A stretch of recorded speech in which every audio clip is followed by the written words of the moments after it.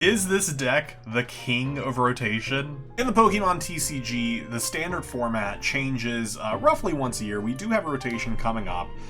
With rotation comes our first regional of this rotation happening on the same day, April 12th in Atlanta. And right now, trainers are trying to figure out what deck should I bring to Atlanta, or what's going to work in a post-rotation format. So there are a lot of decks out there, there are a lot of different things, there are a lot of big front runners that I think will end up taking the crown on that day. And I think there are a lot of fun off-meta decks that will do well. One big one right now is Slowking, currently works in the current format, but will perform a lot better come rotation. So to run through the deck pretty quickly and give an outline for how the deck works, your main attacker is this Slowking. It requires 2 energy, one of them being Psychic, and the attack is Seek Inspiration. You flip over the top card of your deck.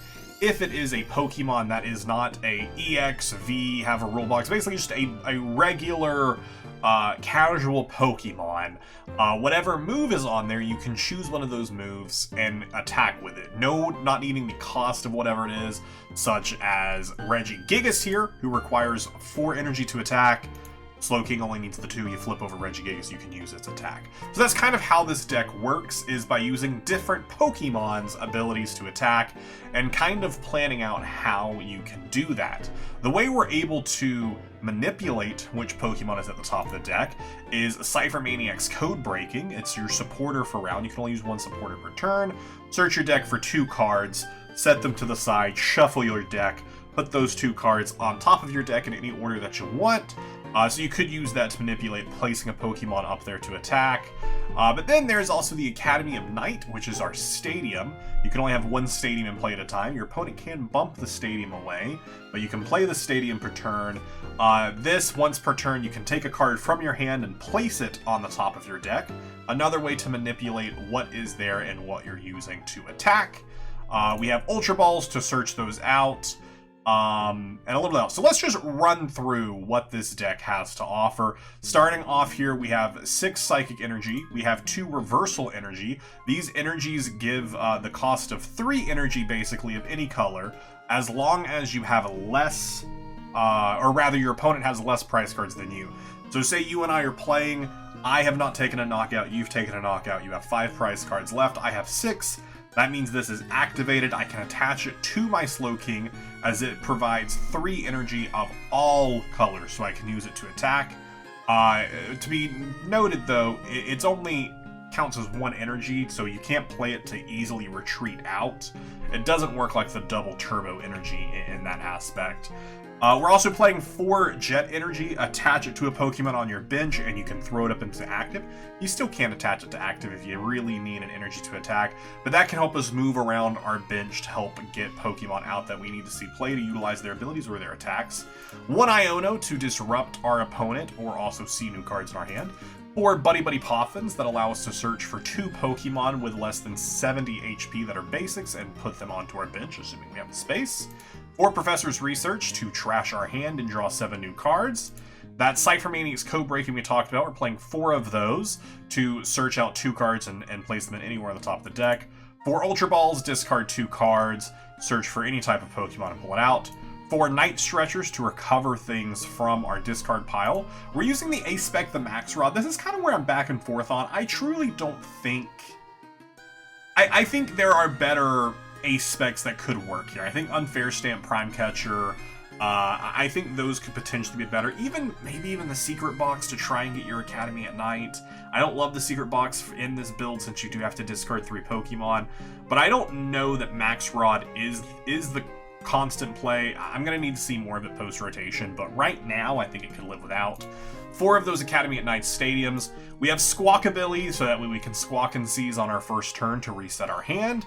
A single Tatsugiri to attract customers. It has to be inactive, and we can search the top. We can look at the top 6 cards of our deck, potentially pull a supporter there like the Cypher Maniac's Code Breaking, Professor's Research if we need it.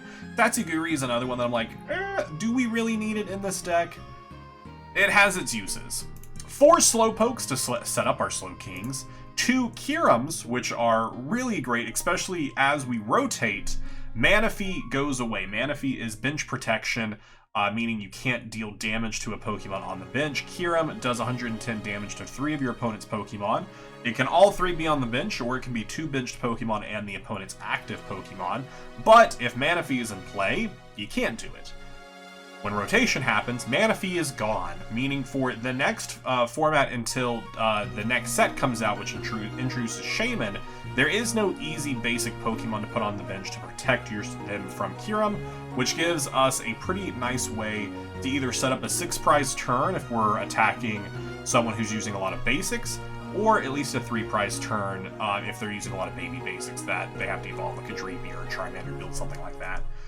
2 Budews to help us slow down our opponent. Budew does 10 damage, item locks them for their turn, allows us to set ourselves up a little bit. Regigigas, which their Jewel Breaker ability does 100 damage to the opponent's active Pokemon, but if the opponent's active Pokemon is a Tera Pokemon, it does an additional 230, meaning it's a total of 330 damage. It can knock out those Dragapults, it can knock out even simpler stuff like Terapagos, which is slightly over that 110 that you get from Kyurem. But we have other ways to deal with that we'll get to in a second. Annihilate, you can do either 130 damage and confuse yourself, or it's a destined fight. Just both active Pokemon are knocked out. A nice quick way to end the game, or to take out something like Pikachu EX, which has the ability that keeps it from being knocked out in 1 turn. Destined Fight knocks out the Pikachu. It ignores that ability there. 2 Natus to set up our Xatus. Xatu has the ability that once per turn, you can take Psychic Energy and attach it to any Pokemon on your bench, including the Xatu itself, and then you can draw 2 cards. This we can work in with Cypher Maniac's Code Breaking. Say we have in our hand Cypher Maniacs and a Psychic Energy. Well, we go ahead and play Cypher Maniac's Code Breaking to put on the top of our deck a Slowking and an Academy at Night. We attach the energy from the Clairvoyant Sense, we draw the Slowking, we evolve our Slowpoke, we draw the Academy at Night, we play it down, we use its ability to put something on the top of the deck, and we attack. That is some way it can work in tandem with that supporter. We also have Fezandipiti. This is for recovery after being knocked out. Flip the script once per turn. If your Pokemon was knocked out during your opponent's last turn, draw 3 cards. A good way to bring us back in the game. Mimikyu, a bit of a stall tactic, in a way, using Safeguard if you want to put it out front to stop EX and V's attacking you, but also a pretty useful attack as well that you can put on top to put 7 damage counters on your opponent's active Pokemon. It's at least a little bit more damage than you could do from, say, like Tatsugiri's attack or something else. So in a pinch, it can also work for that. Conkeldurr, which it's 2 abilities, or 2 attacks. The second one's the real one you want. 250 damage for the Gutsy Swing. You can also ignore if this Pokemon is affected by a special condition, ignore all energy costs in this opponent's attack, because you're already using the 2. You have to use the 2 energy to get Slowking to even do their Seek Inspiration, so you can ignore the added effect there. And then of course 3 Slowkings to actually do all this fighting. So this is a deck that has won over in the Japan City Leagues. Some things to consider here is this deck does really well in a best of 1 format. So if you're taking this to a challenge, if you're taking this to a cup, you can expect to do pretty well, assuming, the deck runs in your favor. There is, of course, RNG. This deck's biggest enemy is itself in a lot of cases. But if you're planning to take this to a regional or to a cup and hit top 8 and go into that best of 3 format, a lot of times it does not do well in a best of 3 because your opponent knows what you're playing. They know what they're going up against. It's pretty easy to shut down a lot of the different ways, especially depending on what your opponent is playing. Some big decks to keep in mind as we move into rotation that we're going to see a lot is like the Tera Box with its Wellspring Ogerpon that can use its water ability to snipe the bench, as well as just some other big basics that set up fast. Raging Bolt is going to be really good in the post-rotation format.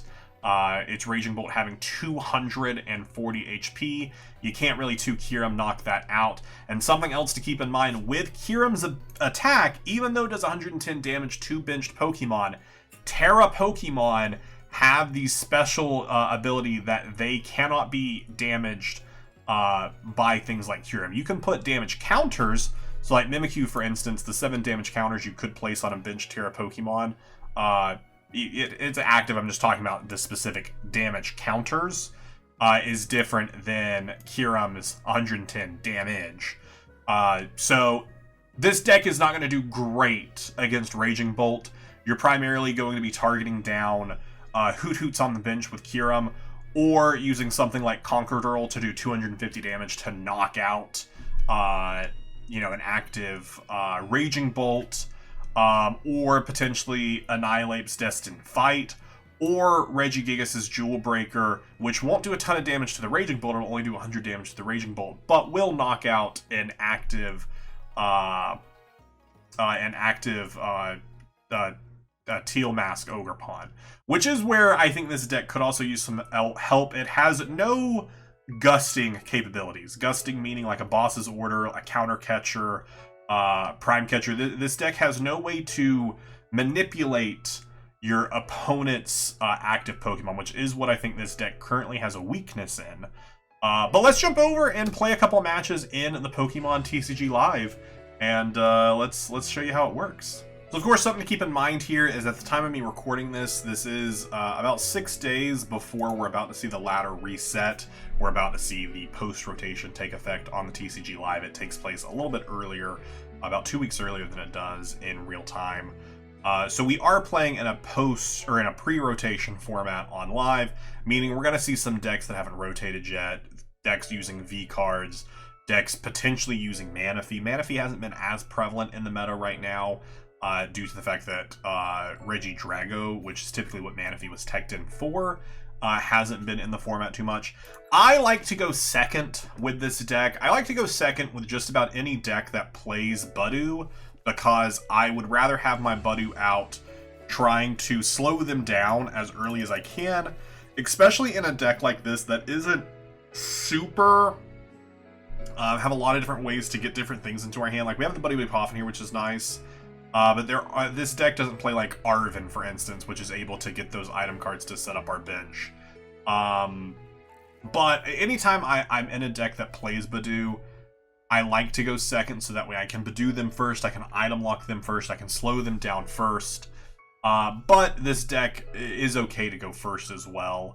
I think if I was taking this to a regional, I think I would want to blind go second, if I had the choice. Just because, but if I knew what they were playing, I might rather go first to try and get set up first. Especially because I say blind to go second, because especially with big basics such as like Raging Bolt, I don't want them to immediately knock me out. Although in post rotation, you're probably going to see a lot of Raging Bolts like wanting to go first to set up their draw engines. Just doing a look. 4 Cypher Maniacs code breaking, 2 of our Academy at Night, so one of them got prized because we have 1 in hand.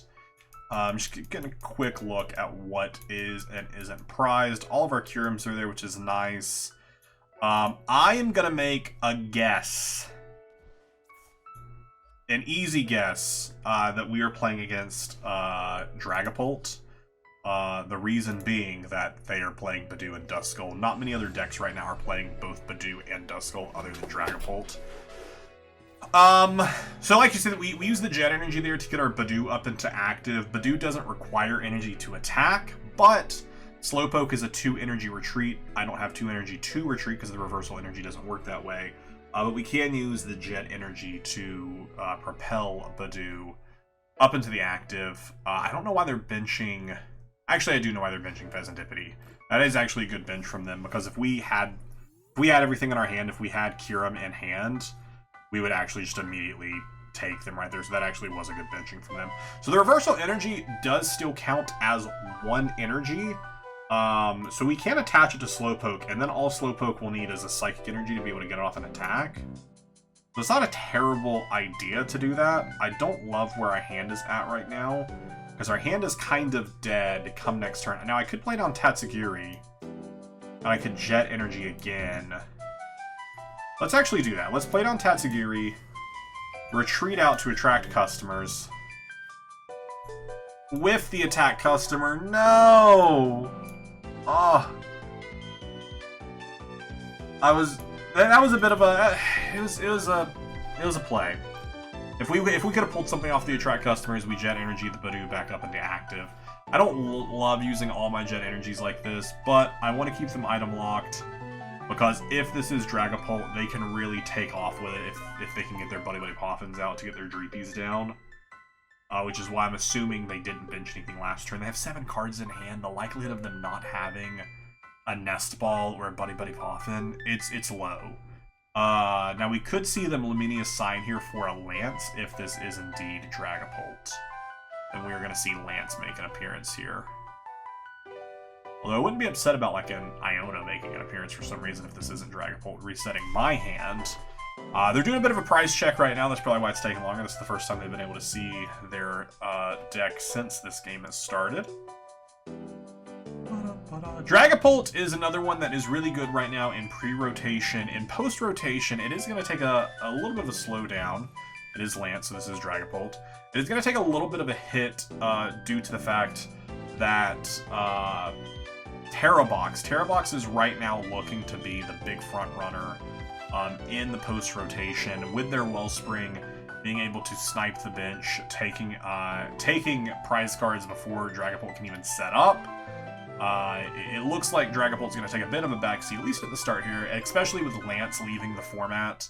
Lance being a B stamp card here, meaning that it will rotate away. Lance allowing you to search for 3 Dragon-type Pokemon. It's gonna take a big hit from there. Now, what I would love to top deck here, honestly, is Professor's Research.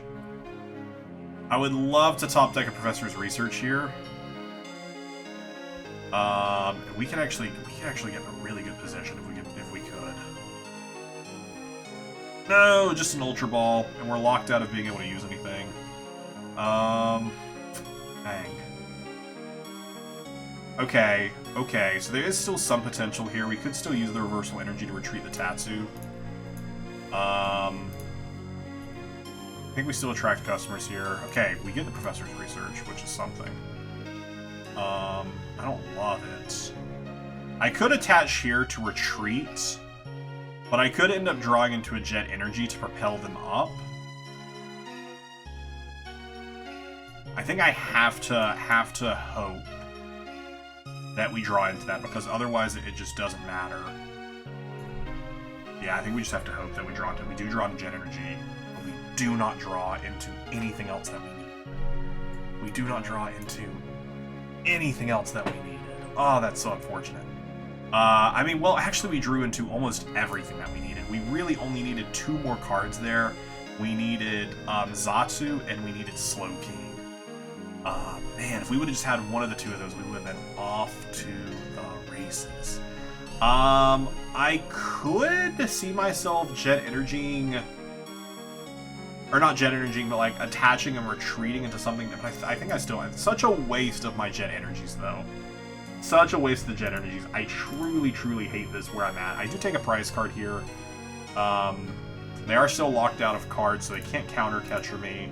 They're still locked out of item cards, but they do have the direct Loke in hand. So what I was trying to set up there, if I would have got the Slowking attack, do the 110 snipe damage, we would have taken out both of their Dreepies, which would have been their main attacking force, and probably would have taken out their...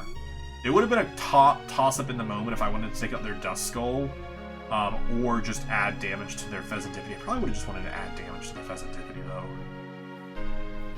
I do hate that they get to flip the script, but I needed to keep them locked out of items. It slows down their setup. We are going to see 1 Evo here. They got the Dreepy off of the flip the script because they hadn't benched that before. And we know that the Lance got them 2. If they would have already had 1 in hand, they would have grabbed 2 Draklokes instead. Iona would have also been a good one last turn because it would have disrupted one of the Draklokes in hand. They most likely take the knockout back. They obviously aren't in a position to do like a big knockout with Dragapult. They could get it with a rare candy. I don't know if they are playing a rare candy version of it. But they do have the Petty Grudge here off of Dreepy, which does 10 damage. So we'll probably promote Tatsugiri. especially depending on the top deck. If we top deck, like, say, Xatu, then if I can Tatsugiri to Cypher Maniac's Code Breaking, and I could put on the top of our deck our final Genergy, or even the other Xatu, actually, because we could put both down. Yeah, we definitely send up Tatsugiri, and I really... give me an Ultra Ball, or give me just straight up Xatu. What you hate to see. What you hate to see. Let's attract customers. Okay, we got the Cypher Maniac, which is nice. Cypher Maniac helps us next turn a lot. But next turn they could evolve, send up, knock. Okay, so let's Cypher Maniac. Let's put onto the top of our deck Xatu and Slowking. Xatu Slowking gets us everything that we need. Xatu Slowking gets everything we need. So something to keep in mind, you obviously... I don't want to Buddy Poff it after I've used Cypher Maniac's Code Breaking, so if I wanted to Buddy Poff it and put anything down onto my bench, it would have needed to happen before then, because now I would just mess that up. It's not what I want to do. I'm okay. So we'll attach that there, and we will pass our turn. They are no longer item locked, but I don't think it's going to matter. I think they're already in a really good... They have a giant hand. Iono would have been better there, I think, but I needed to get moving. Slowking is a deck that can come back pretty easily, so I'm not too concerned with them getting this setup turn here. I think unless they whiff really badly, we're obviously going to see them take a 2-price turn. They're going to knock out our Tatsugiri or Gust into my Slowpoke, which has energy on it, which I hope is not what they end up doing. I hope they don't have a Gust option here. But they'll place 6 damage counters off of the Dragapult attack, which they'll probably take out one of my Natus. I mean, we could see them spreading that damage. But if I was piloting, if I was on their side of the table, I would just take out a Natu and just take 2 prizes. Just to try and win the prize race. But if they whiff here somehow, they don't whiff. Okay, this... Oh, no! Oh, okay. I wasn't expecting... the Dusk Skull. I wasn't expecting them to use it on the Dusk Skull. I was expecting them to use it on the Dreepy and Active. Do they pop it here? What is the benefit of popping it here? I mean, they could snipe one of my Slowpoke that has energy on it, or they could snipe one of my Natus and take out the other Natu. Oh, that would be terrible. They pulled another Dracloak off of the Ultra Ball instead of a Dragapult, so I assume they have a Dragapult in hand. Because why would they not grab Dragapult? So they have to have a Dragapult in hand. But this is the only one they can evolve. This one right here. So I'm assuming they're retreating into this one. Because this is the only one that can evolve this turn. This one evolved this turn. Okay, do they pop the Dusk Noir? They do. They do take out my Slowpoke. But it doesn't unlock the counter catcher for them because we're still at the same amount of prize cards remaining.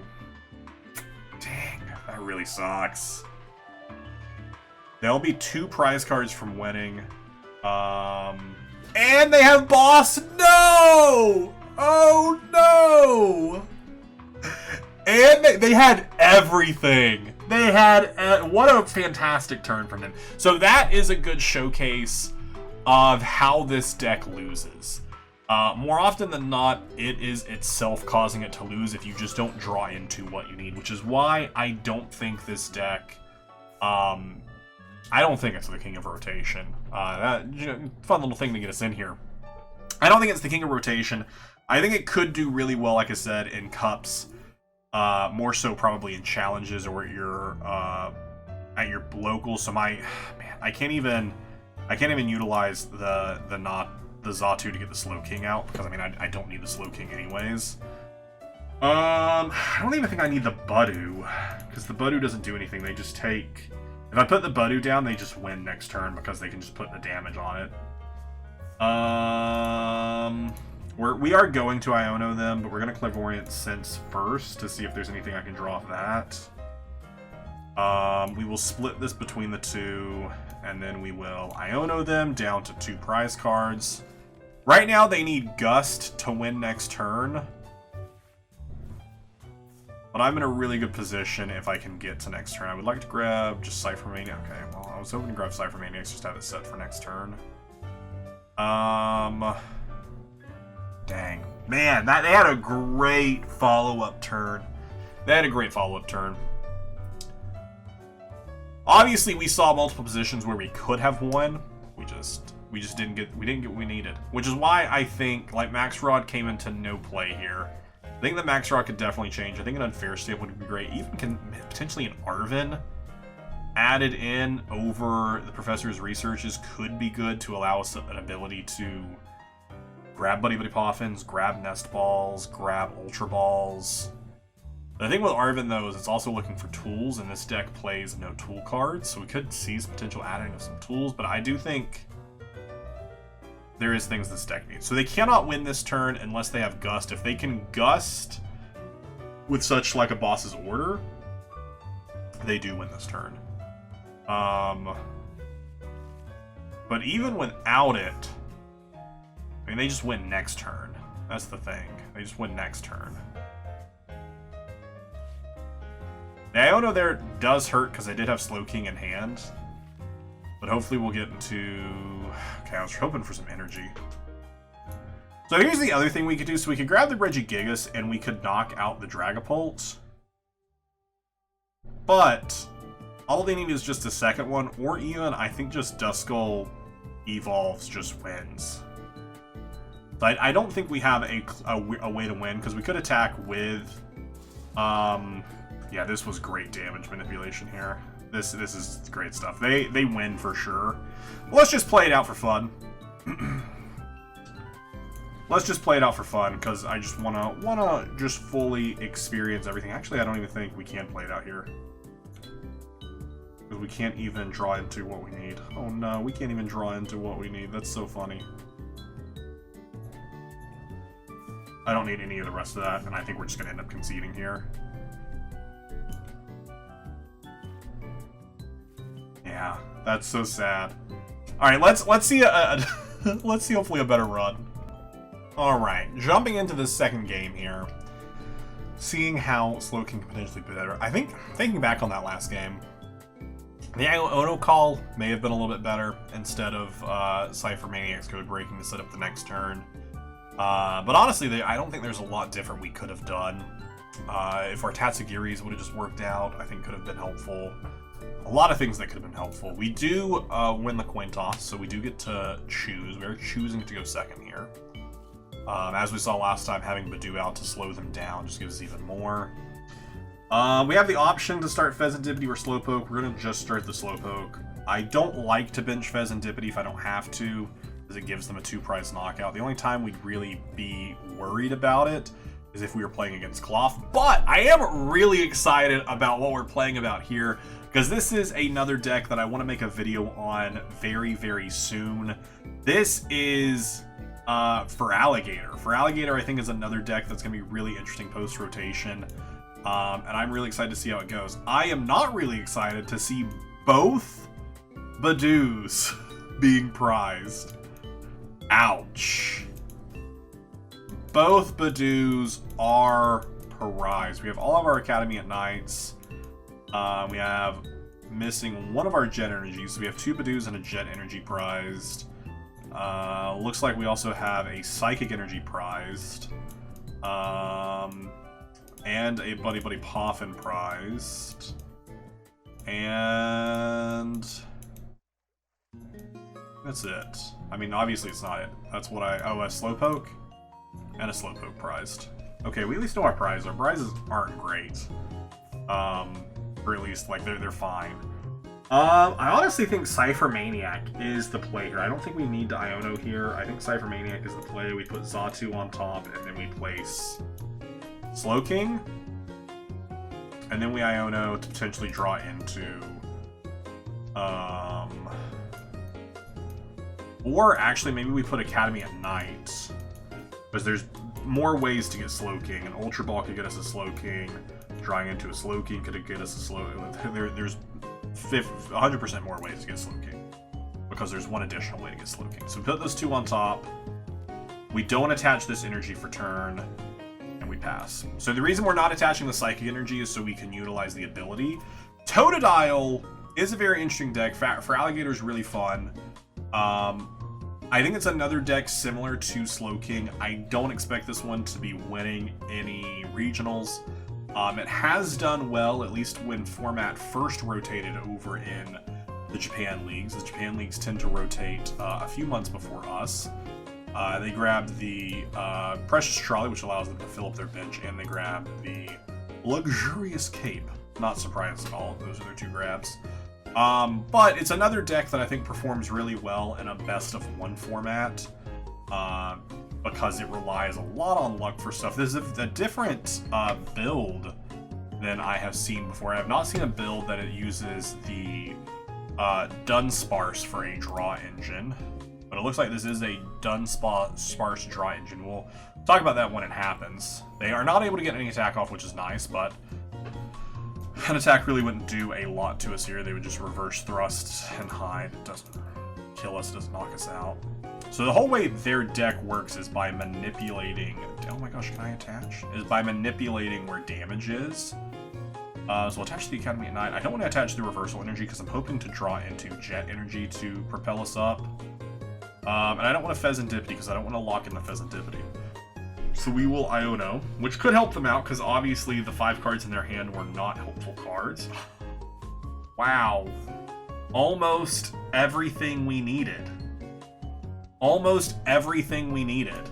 I just needed an attacking Pokemon. All I needed was Kyurem. All I needed was Kyurem and I had an attack this turn. Wow. So I went ahead and evolved both and split my energy between both because their Relicanth here allows them to use Pokemon from their evolutions. So they could choose to use Totodile's Big Bite, which means that the defending Pokemon can't retreat. Jet Energy gets over that because Jet Energy propels them up. But if I go ahead and split the Psychic Energy, whatever I want to do with the Jet Energy, say they somehow get Xatu inactive and they Big Bite Xatu, I'd rather do that. They're probably, though, going to reverse thrust here, probably into the Dunsparce, if I had to guess. If I had to guess, they're going to reverse thrust into the Dunsparce because they want to keep their Crocodile safe. I don't want to place... My attack that I want to do here is Kyurem. Okay, they run into a Munkidori. I want to use Kyurem because Kyurem gets me prize cards and it gets me to them fast. We can't do anything this turn. Could Budew PRE to put down... to set up another Xatu. I guess setting up another Xatu would be fine. I don't think I need another Slowking set up yet, so we're just going to leave our bench space. The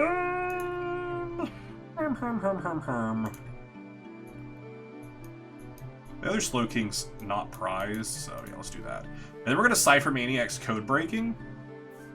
And we're going to do this to set up our next turn. So we're going to put on the top of our deck Psychic Energy. And then directly below that, we are going to put Kyurem. The reason we're going to do that is because we can use Xatu to attach here, draw the Kyurem, and then Slowking attack. Now, they could take off an incredible attack next turn, because this is another slow build deck that does a lot of damage when it works. So they could run off, they could run away with this game this next turn in a lot of big ways. Luckily, Munkidori does require Dark Energy to be attached, and they can only attach 1 energy per turn unless they're playing Crispin. So they attach the rescue board to Munkidori. It minuses your retreat cost by 1, which allows them to retreat into the Crocodile. It looks like they're going for another reverse thrust here to do another chip 30 damage, which is great. I love that. They do attach the Darkness Energy, which perfect. That is not going to do anything for you because I'm going to take it out next turn when I use Kyurem. My targets for Kyurem are both the Munkidoris, and I don't know. I don't know what the other one is. Maybe put some damage onto one of the Crocodiles? I think that might be the thought, is put some damage onto one of the Crocodiles. I'm hoping my second draw here past the Kyurem is something useful. It is, actually. Just not this turn. Because I can't use the Professor's Research because I will lose the Kyurem and I need to keep the Kyurem. So we're going to attach the Jet Energy to Slowking. We're going to place Kyurem on the top of our deck.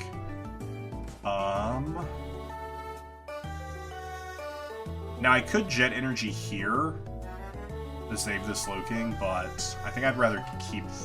I think I'm fine with this damage here. I think I'm fine with this being out. So I could Kyurem and Professor's Research, and I would get the Kyurem back, but then I wouldn't have an attack, so we don't want to do that. We're just going to go for Seek Inspiration. Top deck is, of course, that Kyurem. We're going to use the Trifrost. We're going to take out Monkey-Dories, because Monkey-Dories allow them damage manipulation. I just don't know where I want the other 110. I could place it onto Relicanth, giving myself 3 prizes. But I think I'd rather put it on a Croconaw, because the Croconaws have a Luxurious Cape. If the Pokemon this is attached doesn't have a Roblox, it's 100 HP. If it's knocked out by damage, that player takes 1 extra prize card. So if I knock it out, it gives me 2 prizes for the cost of 1. So I think we're just going to place it onto them there. And I think that puts us into a better response next turn. Psychic Energy is great for the Xatu draw. We can place it onto the Slowpoke. And then we can always Professor's Research. They get rid of our Academy at Night, which is disappointing because that is the main way we attack. But say we top deck Cypher Maniac's Code Breaking, still works. Or more than likely, or we could also top deck an Academy at Night, get right back into position. We can Max Rod to get the Kyurem back. Actually, like we win next turn if we get Kyurem in hand. If we get Kyurem in can and have an Academy at Night. So Big Bite, that's allowing us not to retreat.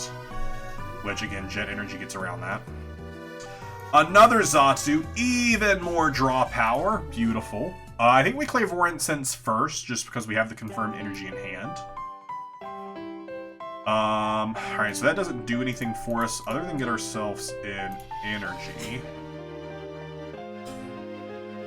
Yeah, and I see no reason why we wouldn't want to do it. So the bad thing is anything that we get here, the Professor's Research is going to throw away, but I don't really care. Hey, there we go. All we now need is Jet Energy and Kyurem. So we're in Professor's Research. And we do not get the Jet Energy. We got the Night Stretcher, which would allow us to get back the Kyurem, but we have no way to retreat out. And the Night Stretcher can only recover basic energy. Jet Energy is special energy, so we cannot recover that. So we will just, unfortunately, have to pass our turn. We have another Academy at Night in hand, so if they bump this one, we can play down another one. So we should be in an okay right here. Alright, sometimes I have to ask Percy to stop digging into the chair behind me. He loves to dig. Alright, who did they grab back? Was it Monkey-Dory? Yeah. They Crispin, so Crispin is allowing them to place 2 different types of energy from their deck, attach one, put one in their hand. So this basically just allows them to attach energy here, attach energy here. So they are going to move 30 damage from the Croconaw that's inactive. Who do they decide to Adrenabrate it to, though? I don't know. Probably my active... Okay, I was going to say my active Slowking would make sense if they want to take a prize card this turn. But they probably want to keep Big Biting. Because Big Bite is what they need here. So we will get an attack off next turn, because we will Cypher Maniac's Code Breaking if it comes... Oh! Oh, wait, no, we just get it this turn. GG. That's just GG. Nice, okay. So we Cypher Maniacs, we put down the Jet Energy, we attach the Kyurem, we Clairvoyant Sense, we attach the energy, we get both of the things we need, we Jet Energy, which gets around the Big Bite, we Academy at Night to place the Kyurem on the top of the deck, and we Seek Inspiration to Kyurem to use Trifrost, place 110 damage onto the active, and they retreat, or they concede, because that was game there. The 110 damage gives us the 2 prize cards. We can place it onto the benched Monkey-Dory, which gives us a 3rd prize card, and then we can place it either on the Relicanth or on the Dunsparce to get the 4th one. Crocodile is, I wish we could have actually got to see it a bit better, but I will make another video on the Feraligatr deck because I do think it is an interesting deck off meta, similar to Slowking here. I don't expect that we will see this deck in a lot of different places come rotation. I think this deck is going to be a very interesting one. I think this deck is going to potentially do well, surprisingly so. But I do not expect this deck to really run away with stuff, especially this current build right here. I'd love to know your thoughts in the comments down below, what you think of better builds of this is, what you think better ways to play it and pilot it. And again, the biggest thing, I think, is once we see rotation happen, which on the TCG Live, like I said, is in about a week at the time of I'm recording this. By the time this video goes up, it's probably happening within the next few days. We'll actually get to see more with the current format, how it's going to end up performing. I've seen this do really well at my local challenges. I've lost to it playing Dragapult because I was unprepared for it. And I think that's the best thing you can do in any format, is even though you might not expect this deck to do incredible, you still got to be prepared for it. So I hope you enjoyed it. If you did, definitely subscribe to the channel for some more Pokemon content, for some more TCG content specifically coming your way soon. Let me know what other decks you want to see down below. Once rotation happens, definitely expect seeing some Tera Box. And if you haven't already, put on those notifications for when I upload a new video, because I do live stream Pokemon content, typically about twice a week. It's also typically some handheld stuff, playing through some hardcore Nuzlocks, but right now I'm playing Pokemon BDIF to catch every Pokemon to get a shiny Manaphy. So always definitely some Pokemon content to keep an eye out for. But thank you all so much for watching. I will see you in the next one.